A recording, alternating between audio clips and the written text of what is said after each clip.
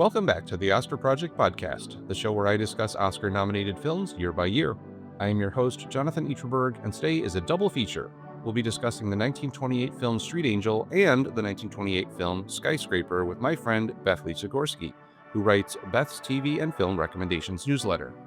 Beth returns to the podcast after joining me back in January to talk about Street Angel once before. So Beth, welcome back to the podcast. Good to be back, and thanks for having me, Jonathan.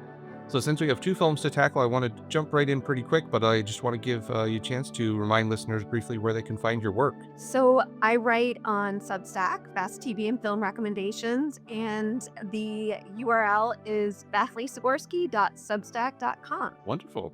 Well, as I mentioned, we're covering two films today instead of the normal one film, and that's because Street Angel has the distinction of being one of only two English language films to be nominated for Oscars in two separate years. We obviously covered the film pretty in-depth several months back, and I'll have a link to that episode where people can check out our full discussion on that.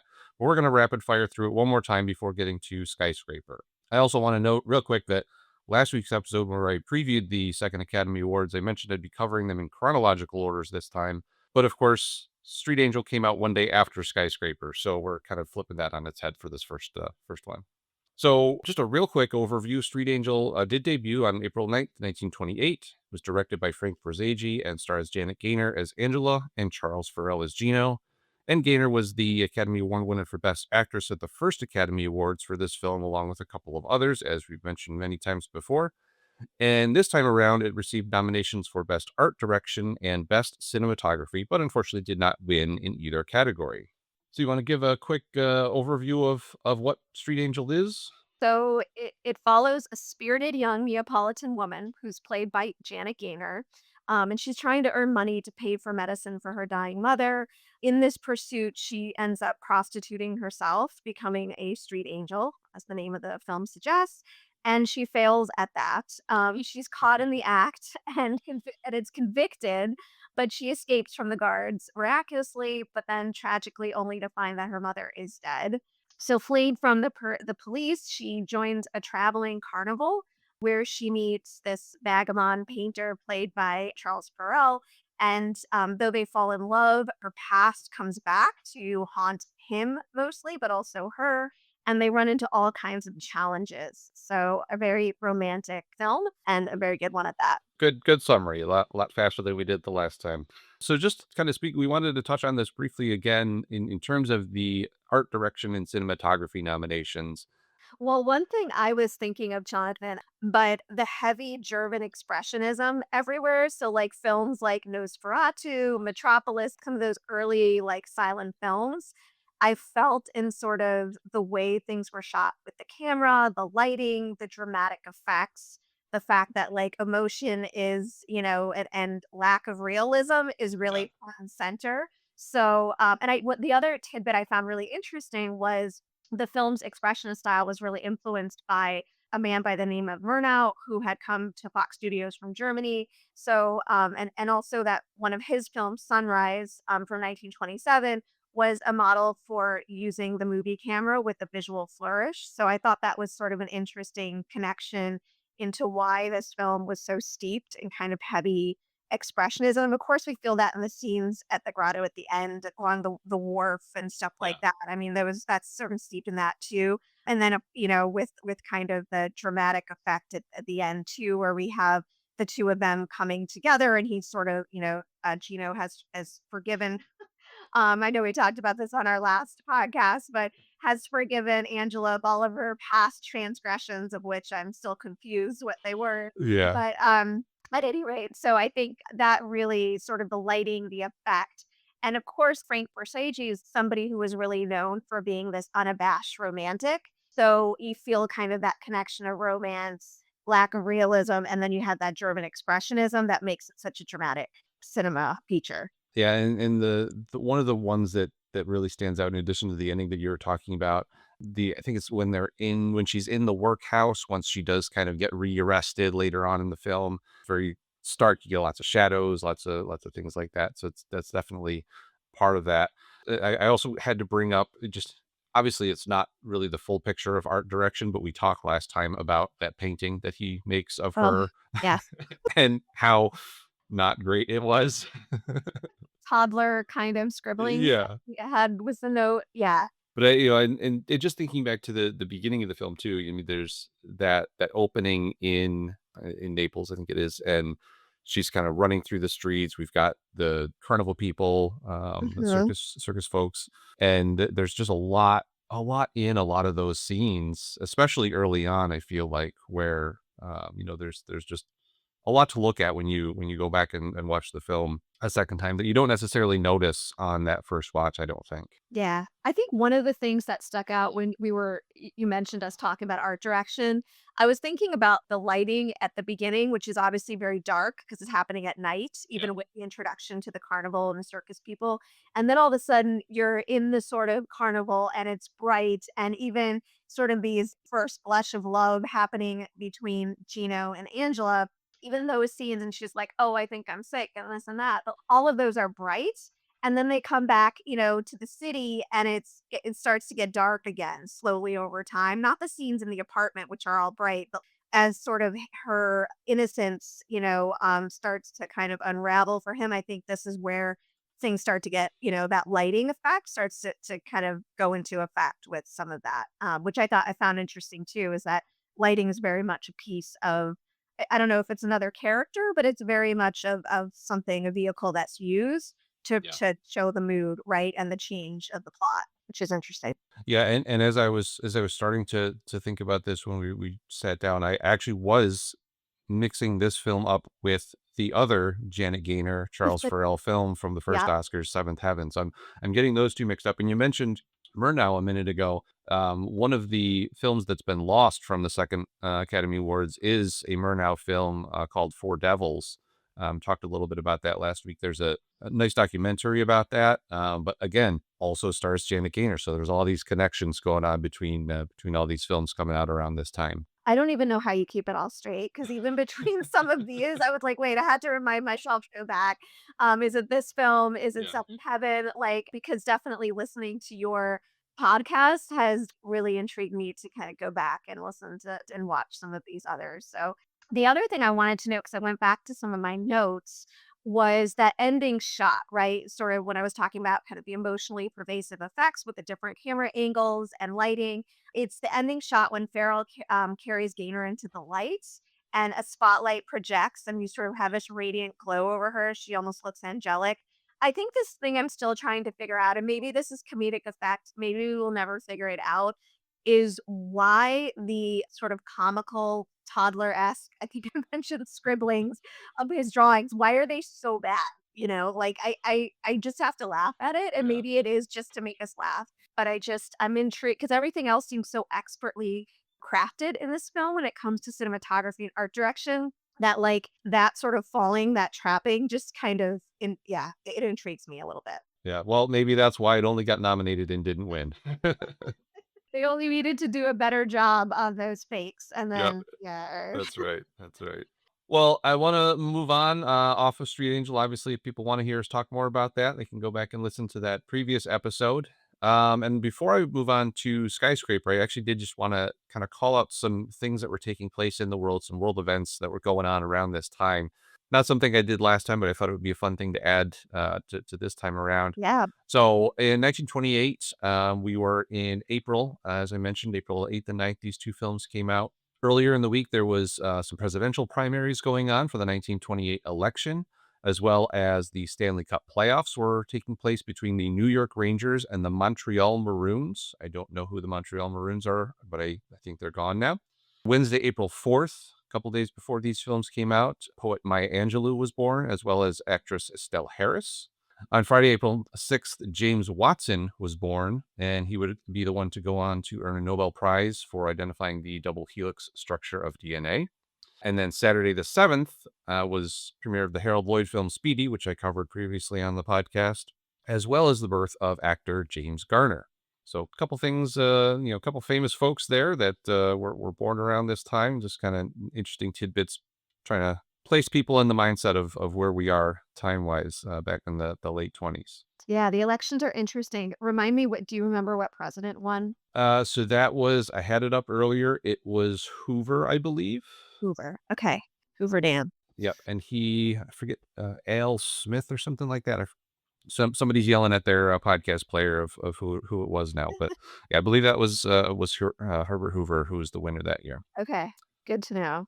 And that's, like, kinda pre-depression era, right? Like, Yep, I mean, we're right on the cusp there. So it's exactly. an interesting I mean, even as we get into this movie, no spoilers, but just thinking about some of the labor elements of Yeah. it, I was intrigued by that. So let's get into Skyscraper. Obviously, it debuted April 8th, 1928. The film was directed by Howard Hagen and written by Elliot J. Clausen with titles by Tay Garnett from a story by Dudley Murphy. It stars William Boyd as Blondie, Alan Hale, I'm gonna say it's Alan Hale Senior because Alan Hale Jr. was the skipper, Yep. at Gilligan's Island as Slim Swede, and Sue Carroll as Sally. It has a running time of just 68 minutes, was produced by Ralph Block and Cecil B. DeMille, and distributed by Pathé Exchange. Clausen was nominated for Best Writing at the Second Academy Awards for this film, and I have not been able to find any official physical media release of the film on DVD, but it's readily available on YouTube as of this recording. Although it's not the best transfer that I watched for this one, unfortunately. Definitely not. So we'll get into the plot summary, or what little plot there is, I suppose. As the title implies, we get a lot of people, a lot of guys working up on a skyscraper. Our main protagonists, Blondie and Slim, are kind of working up on top of the girders, way up top in the skies. And really, we only see them working, I would say, in the first maybe 3 to 4 minutes of the film. The rest of the time, they're not doing a whole lot of work up there. We get some little slapstick things where they're stealing each other's tools and stuff, throwing a hot bolt in the guy's back pocket, so he's got to jump in the water and put it out. Feels like a little bit of a Bugs Bunny cartoon at times. Yeah. They engage in a little dice game, and meanwhile, Blondie is kind of jumping around, swinging from a rope from different parts of the skyscraper. Apparently, OSHA was not a thing back then either. That sort of terrified me. I have to say this film, the skyscraper element and the heights and even just the hijinks they were playing on each other, it brought out like I have a very bad fear of heights and every time they did something like that, I was, "Oh my god, what are you thinking?" And just that scene where Blondie is swinging from the girders, like I was like and Red is watching and like, he's the younger, more impressionable guy and I'm like, "Oh man, what are you doing? Like this is just Yeah. not a good call." I loved some of those shots, but I had to admit I was starting to get a little vertigo in a couple se I'm not afraid of heights or anything. I love climbing, going to the top of the Yep. Empire State Building. I love roller coasters, but some of the shots, and maybe it was just kind of the angles that they were using to show that, definitely gave a little bit of vertigo feelings at times watching it. Yes, but I also kinda love that it showed their camaraderie and their, Yeah. like, sweet relationship, even though it was this weird, like, they're playing pranks on each other, there's just a lot of love between and I think those scenes establish that relationship. Yeah, they're definitely always trying to get the better of each other, but in the end, obviously, we find out later on that they live in the same apartment together, it seems like, and they're obviously really good buddies.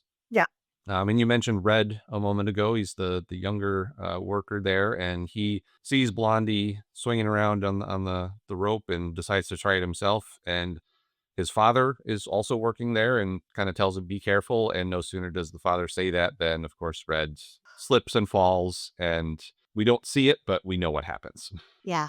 I know, that was really tragic, and it was interesting because it cut the mood of this, like, it was just, like, all fun and games, and then, no, this is the reality, there is danger, Yeah. and who's watching out for these guys? I think that was sort of that cut for me where I saw that. And I don't know the music on the copy that's online. I don't know if it was, the music that should have gone with it originally. Yep. But whoever put the music to that didn't do a great job of changing the mood of the music when that happened, and the whole, the guys are giving some money to the dad to help him pay for Yeah. expenses, and it's still just all this happy-go-lucky, kinda old-timey music. I thought they could have done a little bit better job with that. Yeah, 100%. I also what I noticed was I started to get, like, at some point, bit tired of, as I mentioned, fear of heights and all that, like, the skyscraper scenes, and I even, like, marked at 12:28 when we were off the skyscraper construction, and our feet, as we saw through Sally's feet, were firmly on the ground. I wrote, like, "Hallelujah," because like, I'm like, "I just need the feet on the ground. We're on Earth and not at these crazy high heights." So, yeah. Yeah, and I'm just, you say that, and I'm thinking, we're 30 years ish into movies at that time, since 1895. So obviously, we had things like the train coming into the station early on that people freaked out about. I'm sure there was a lot of similar type reactions to a film like this being, not there. Obviously, there are a lot of guys working on skyscrapers at that time because that was the big thing. They were putting up all these new buildings, but the general public is not up in these giant buildings hanging off the side on these girders. So that was the only way they could experience something like that. It's a really good point, and I even just I mean, I think naturally because we talked about Street Angel, I sort of compared this with Street Angel, and it could have been the quality of the film that we were watching on YouTube, but I was like, you mentioned about that, like, mood music and that not changing when Red, the tragedy of Red, and, like, it just felt like something seemed a lot less developed in my mind, not necessarily the story and sort of what they were depicting as far as kind of, some of the lives of the workers. I thought that was interesting, but some of these other more cinematic pieces seem to be a little bit underdeveloped in my mind, as I was watching this. I don't know if you felt the same. Yeah, I mean, it definitely felt like we want to make a movie that takes place on a skyscraper. So let's throw a really loose story of two guys fighting over a girl around it, and we can show these really cool images. Yeah. Did you read the backstory? So about the skyscraper, I was really curious, and I think this was in Wikipedia, that originally Ayn Rand was contracted to write who wrote The Fountainhead, right? So you think Yes, about that story, obviously, and the architects and the vision there. I thought it was really curious that this is, they ended up with a different screenwriter and going more the construction worker route. But I almost kind of wanted to rename this. Are you kidding me? This could have been The Fountainhead as far as a right. movie title. Like, but I didn't. It would have been a much different movie. This is also a comedy, so I found that sort of an interesting tidbit as far as the backstory of this film too. Yeah, I did see that, and I think I just wonder if 1928 film audiences weren't quite ready for that. No, 100%. No, I think the way this went, but the other pieces, it could have been a great. Felt like I was sort of looking at this like it's a good one, but it could have been a great one, right? Yeah, Like so that was part of the definitely some missed opportunities. yeah. So after Red takes his tumble down the skyscraper, the guy's gonna lend some money to the dad to help him out, and then they end up back on the ground as you said, and run into Sally, and they end up saving her. They're kind of taking some new materials up a crane, and it falls down, so they kind of get her out of the way, and they take her into. This was very confusing to me, if she was there for the dance audition at this theater or if they just kinda took her in and she ended up getting ushered in with the girls and auditioned for this production at the theater there. That was unclear to me. I thought it was the latter, that she sort of got ushered in, because I the other part, and I can't remember if this was in the original script story, but, like, wasn't she supposed to be the daughter of the contractor or something? Like, she wasn't necessarily a dance girl per se, or somebody who was Yeah. dancing in reviews, so I think she got in my mind, I read it like she was sort of there at an opportune time, and she was like, "Sure, why not?" And sort of went with it. Yeah, and that scene when they're doing the dance auditions was one of the most problematic in the whole film. Yeah. Obviously, it's the talk of the time, but I wrote down some of the lines, kind of the guy who's auditioning the girls, "Let's see your legs." And, he said, "Where's that mama at?" And then he called them all blimps as he was dismissing that, "You blimps come back yesterday." I'm like, "Really? Really?" I totally missed that. I do remember the legs one that you said, but, like, I didn't remember the blimp one, and oh my gosh, yeah, Yeah, the obviously, stuff like that would never fly today unless you're making a period piece and trying to imitate that sort of speak, but, yeah, it yeah. was I just had to shake my head, at some of those comments that he was making. Overall, the speech, did you notice, like, in those quotes that were brought up, like, it seemed very colloquial, Oh, right? yeah. Like, everything was sort of it drove me nuts. The grammar part of my head that was like, "Oh my god, don't say it like that. Don't say it Yeah, like." yeah. So even when you're trying to copy some of these quotes and the transfer piece, you're like, have to go back and rewatch because you're like, "Okay, wait, how exactly did they say it?" Yeah, exactly. So Blondie and Slim end up getting into a little fight while she's doing her dance audition because they're trying to help her out. And then the next day they're back at work. They're back up on the skyscraper, and now the dance girls are kind of on top of the building next door. So Blondie jumps on the crane hook and kind of has somebody lower him down there to ask Sally out on a date. And then of course Slim tells the guy to pull him back up so he can get back to work because now he's jealous. So it's always that back and forth between the two guys. Yeah. And then it jumps really abruptly to their date that night. And I guess it turns out to be a double date because both guys are Good. there with two different ladies, and they're at the amusement park, Coney Island, I'm assuming. Mhm. Which I love that too. I mentioned Speedy earlier, as a film that came out a couple days before this, and that has another really cool Coney Island scene. Better than this movie, honestly, because you get to see a lot more of the rides and attractions and things. But I love seeing amusement rides, the games that they're playing, stuff like that from that time period 100 years ago. It's really neat to see that. So they have some hijinks at the amusement park, still playing pranks on each other. And then I guess the next day, I think Sally and a friend are getting on the train. I guess their show is heading out of town, and Blondie's supposed to meet her there and ends up not showing up. So she's kind of all upset about that. Yeah. So many things in this, it just kind of jumps from one thing to the next without a whole lot of, Yes. explanation of what's going on in between the scenes. The one thing I don't know if you remember, but I wrote a piece about An Affair to Remember and Love Story, like all those sort of love affair, which was the 1939 film. It's the whole premise of meeting at the top of the Empire State Building in 6 months, right, Mhm. after. So, one of this film, I was like, "I wonder if this is where they got the idea for the 1939 film," because there's definitely that piece of, he's been hurt, he doesn't wanna tell her, and even, like, her coming to the apartment or whatever, and him pretending and sort of brushing her off because he feels like he's been now emasculated. Of course, in the other they sort of flip the script in both Love Affair and Affair to Remember, because it's Deborah Carr that at least in Affair to Remember, that gets injured, right? And she Yeah. doesn't want him to be Cary Grant to be with her just because she's, now disabled. And so like I think these are things as I was watching this, I was like, oh, I like this, but like Love Affair and Affair to Remember are the ones that really stick in my brain. And so I just called that the Love Affair, Affair to Remember arc of the story in Yeah. terms of like what this was.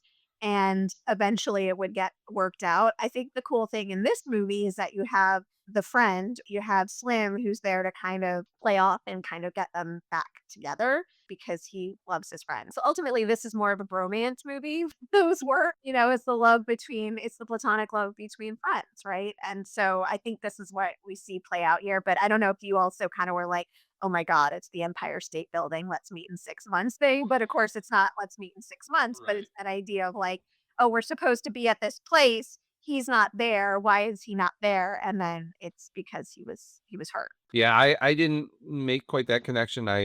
You've kind of summarized the rest of the plot very well.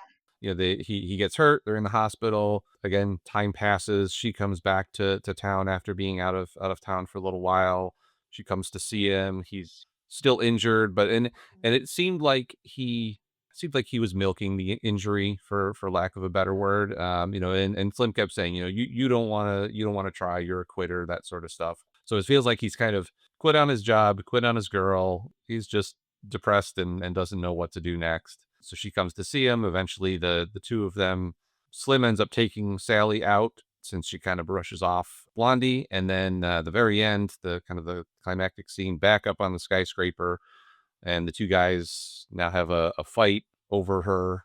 And you said the platonic love between the guys. I kind of wrote this down at the end.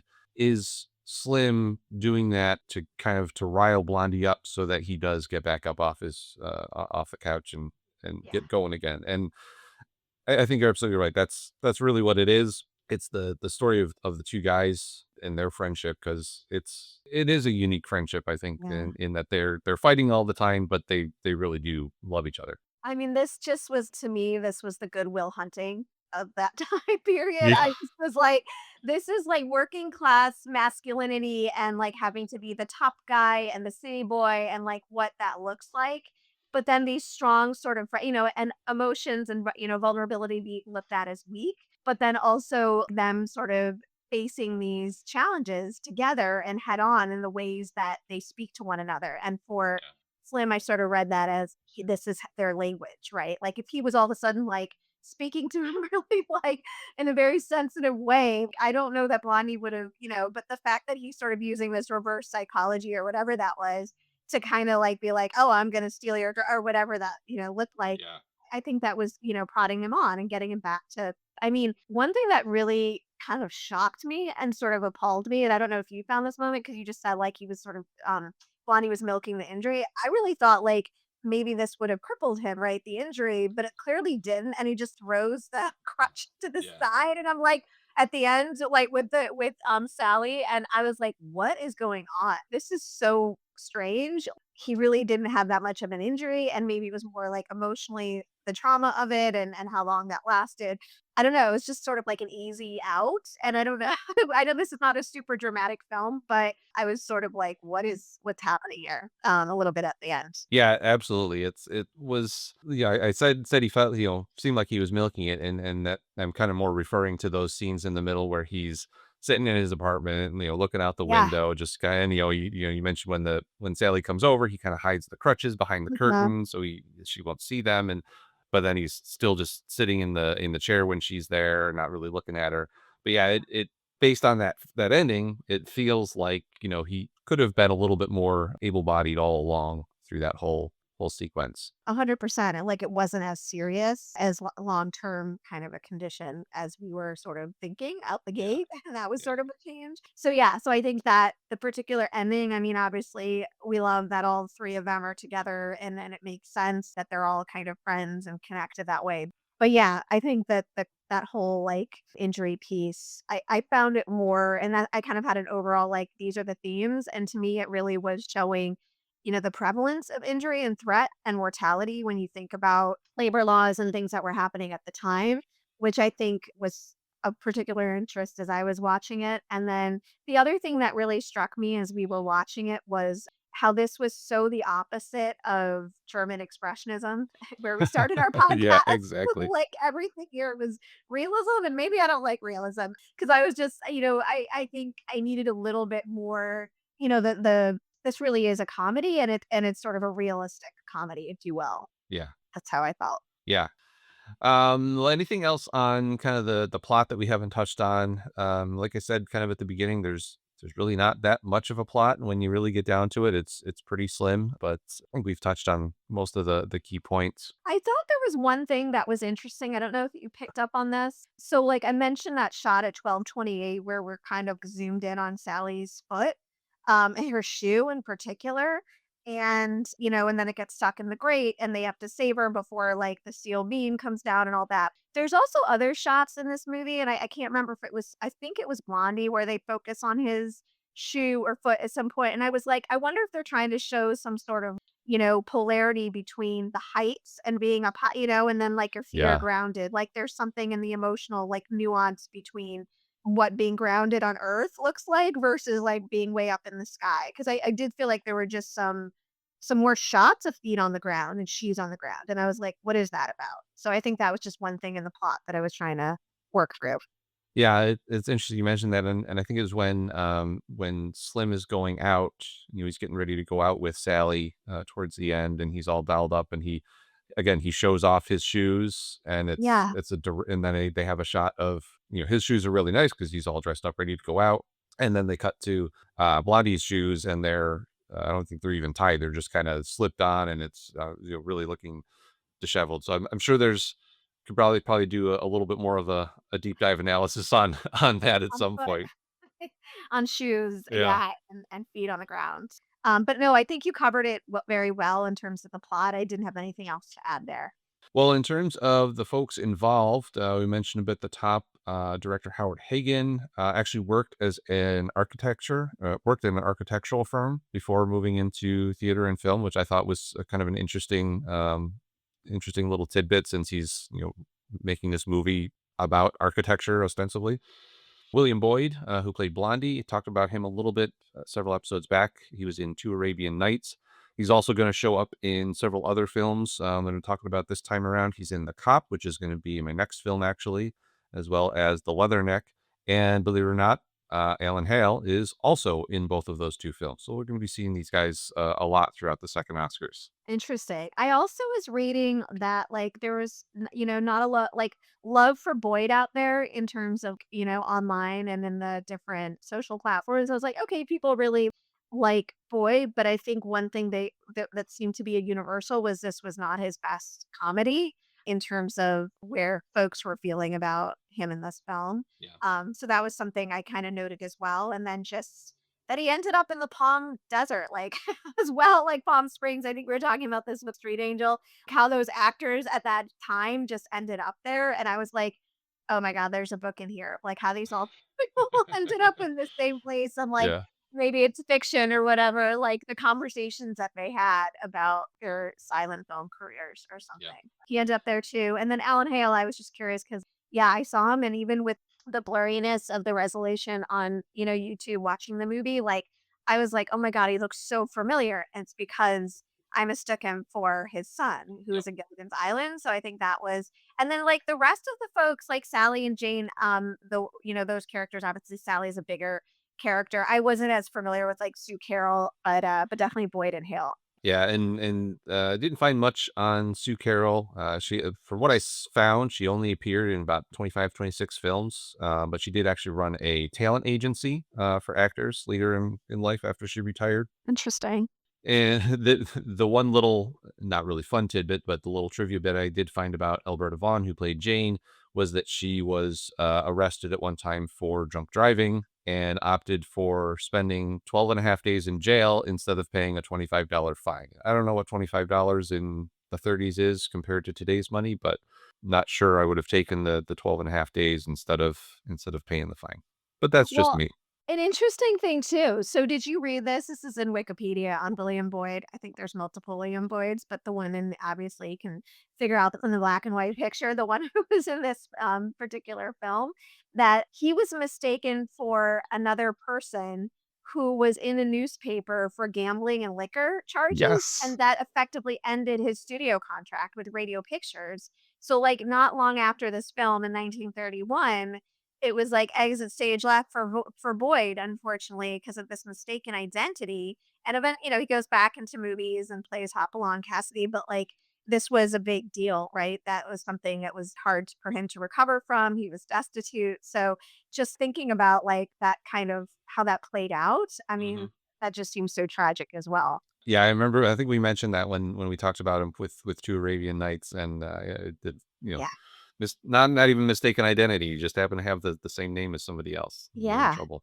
exactly. And you mentioned, when we were going through the story that Ayn Rand was originally kind of developed the script, but then it ended up in Dudley Murphy's hands. Mhm. I'm not sure that was the ideal choice based on what we finally got, but and I did also see there was a report before the movie even came out that they were working on a sequel, which never obviously never happened, but I wonder if did it not do as well as they had hoped, and that kind of nixed any thoughts on doing a sequel, or how far down the line were they in a development for that? That's really interesting that it was even being considered. Where would they even go from there? Right. I do think like maybe they thought there could be more from, you mentioned these two actors, Hale and Boyd, being in more films together. So like picking up on the chemistry because there is definite chemistry Oh, yeah. between the two of them. So like having that play out, I don't know, like in a Laurel and Hardy way or whatever, like having these sort of comedic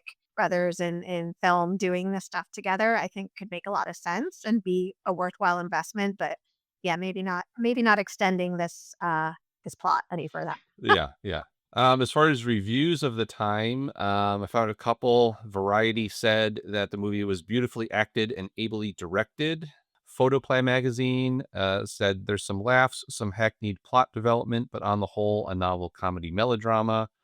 And Picture Play magazine said it would be sheer ostentation to call it a story. So we shall say nothing about that.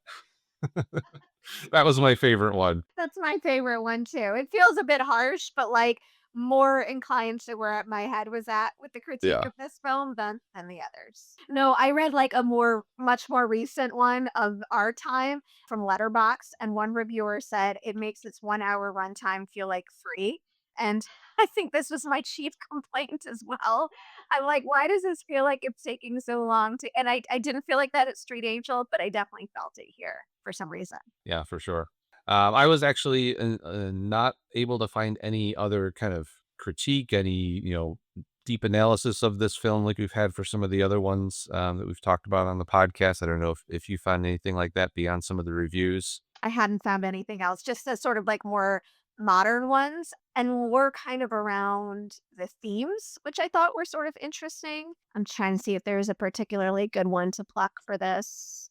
Yeah, I kind of liked this one. I think it might have been from Obscure Hollywood. It said at first, Red's death early in the movie seemed somewhat out of place, especially in the midst of the comedic horseplay of the two men.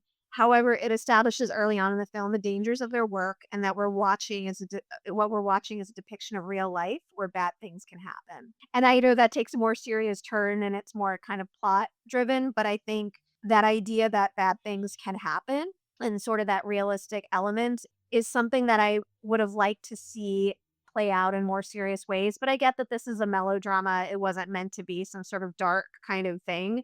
And given what you shared about the time of 1928, probably making something where people can laugh a little bit would have been an important piece too, and not keeping it so grim Yeah. about like the dangers of what it is to go out and work in the real life. So this is a commentary on it, but it's not necessarily making people, sort of get upset and angry about what's going on. Yep. Good point. So at the Oscars, obviously we mentioned it at the top. This was nominated for Best Writing, which was actually so they first act Oscars. It had been two separate categories, and then they combined it this year, only for it to get split again a few years later. Yeah.